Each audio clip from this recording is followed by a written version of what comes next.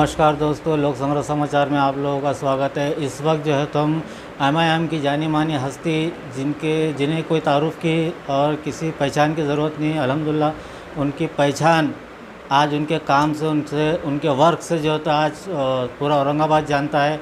और हम उस शख्स से आपको मिलाने के लिए लाए हैं एमआईएम के माजी नगर सेवक और एमआईएम के प्रवक्ता जनाब आरिफ हुसैनी साहब। इनसे हम आज बात करेंगे आज के हालात के बारे में और कुछ ऐसे मसले मसाइल आज जो हुए औरंगाबाद शहर में।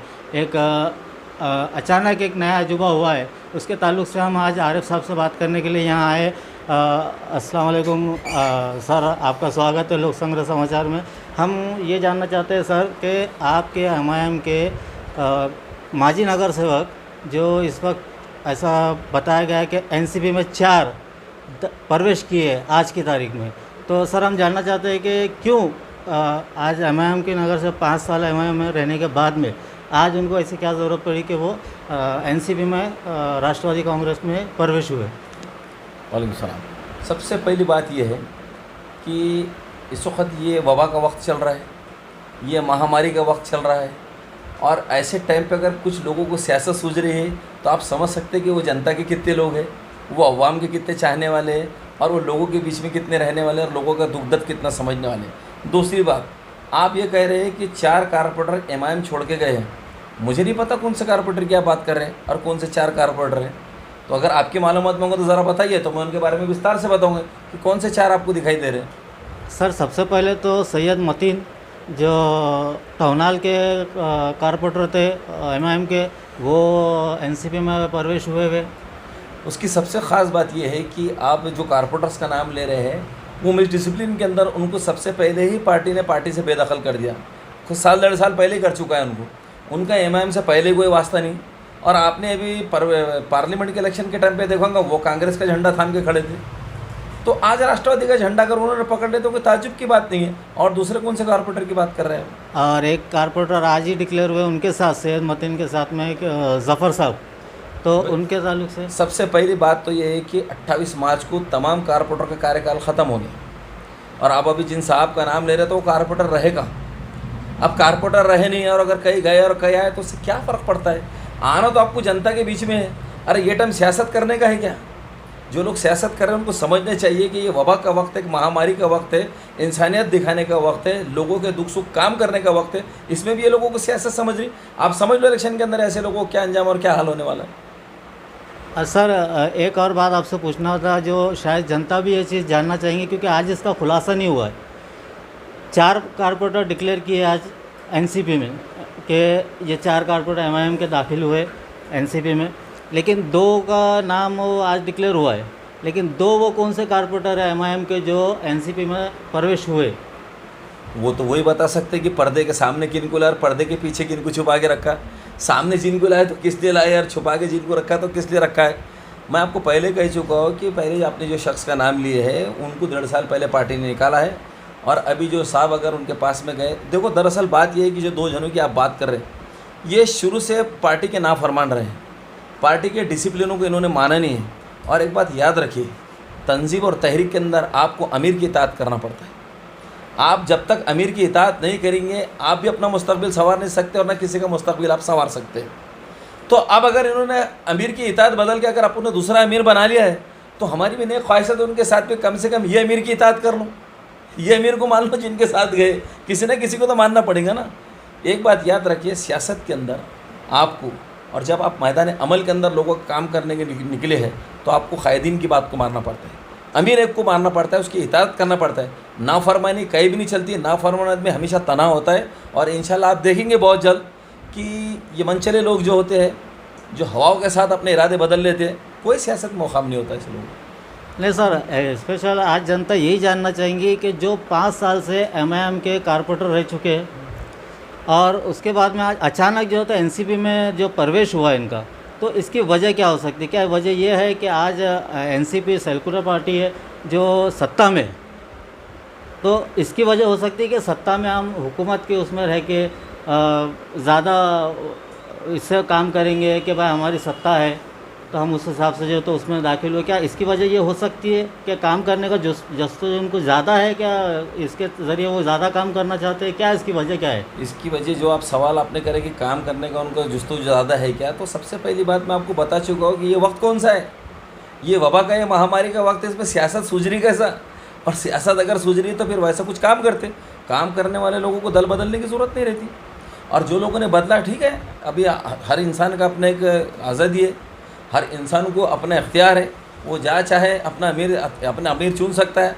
और अगर उन्होंने चुन लिया तो हमारी नेक ख्वाहिशात उनके साथ में। और आप कह रहे हैं कि भाई कांग्रेस से अट्रैक होकर सत्ता में इनसे अट्रैक होकर अगर ऐसा कुछ हुआ है, तो बताइए यहाँ पर कितने कारपोरेटर हैं उनके, और क्या उनकी हालत है जिस पार्टी में वो गए और जिस पार्टी की आप बात कर रहे हैं, तो शून्य है, ज़ीरो है बिल्कुल। अच्छा हुसैनी साहब, हम एक बात और जानना चाहेंगे कि जब कारपोरेटरों की बात हुई है, तो जैसे कि अभी 5 साल जो है तो महानगर पालिका में MIM के 25 कारपोरेटर बैठे हुए थे। अब जनता ये जानना चाहती है कि ये जो कारपोरेटर में 25 जो बैठे हुए थे, अब ये 4 कारपोरेटर कम बता रहे हैं, जैसा अभी 2 तो डिक्लेयर नहीं, लेकिन हम तो 4 ही पकड़ेंगे क्योंकि 4 आज डिक्लेयर बताए उन्होंने। तो ये 4 इससे जो है तो MIM पार्टी को कुछ धक्का पहुँचेगा क्या? इनकी स्पीड जो आज जो चल रही थी कारपोरेटरों की, उनकी क्या स्पीड कम होंगी काम करने की उनकी, कि क्या कि इतनी सीट और ला सकते हैं MIM वापस?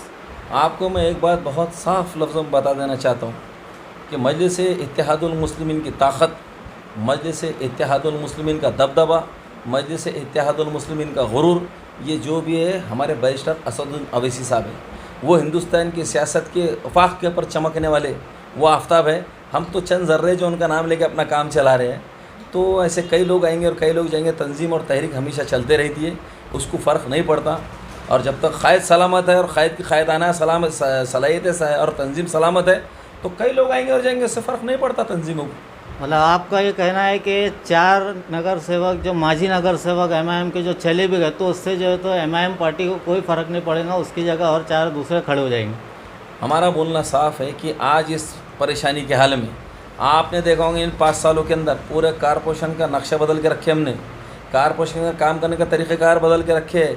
विकास जो जिस मकसद से उम्मीद से अवाम ने हमको चुन के दी थी, हमने ज़मीन पे काम उतार के दिखाया। ये काम है जो तादाद को बढ़ाने वाला और कारपोरेटर ज़्यादा चुन के आने वाले, मैं आपको पूरी ज़िम्मेदारी से कह रहा हूँ। हुसैनी साहब, एक सवाल और, जैसा कि आज औरंगाबाद में जो एक वीडियो वायरल चल रहा है बहुत ज़्यादा, ज़फ़र बिल्डर साहब का, जो कटकट गेट की सभा जब हुई थी इसकी नामदार विधानसभा के टाइम पे, तो उस टाइम पे ज़फ़र साहब जो है तो असद अवैसी के इसमें बयान करके काफ़ी रोए थे, और रो रो के उनके हाल उनका वो सारा बयान कर रहे थे। और उसके बाद में आज NCP में दाखिल हो गए हो, तो उस टाइम की जो मोहब्बत अब कम हो गई है, या उस टाइम जो था वो एक अलग उनका एक नज़रिया था, आज एक नज़रिया अलग बदल के, इसकी वजह क्या है सर, ये जानना चाहते हैं मैं। देखिए, ये तो ज़फ़र साहब आपको बहुत अच्छे तरीके से बता सकते हैं कि जब उनके ऊपर कौन सा सख्ता तारी हो गया था, जो इतना गम उमट के आ रहा था, उनको इतनी मोहब्बत उमट के आ रही थी, और आज कौन सी खुशियाँ उनको मिल गई कि दूसरों का गले में मफलर डाल के मुस्कुरा रहे। इसका जवाब तो सबसे बेहतरीन वही दे सकते। आपके सवाल में ही उनका जवाब है, ये सवाल में ही उनका जवाब है कि वो आंसू क्यों बहा रहे थे या मुस्कुरा क्यों रहे, तब सही थे कि अब सही है, वो बता सकते हैं आपको। हाँ, ये जानना बहुत ज़रूरी है कि तब वो सही थे या अब सही है, अब क्या हुआ, तब क्या हुआ था, वो कौन सा जज्बा था, ये कौन सा जज्बा है, ये जानना बहुत ज़रूरी है ज़फ़र साहब से मुलाकात करके।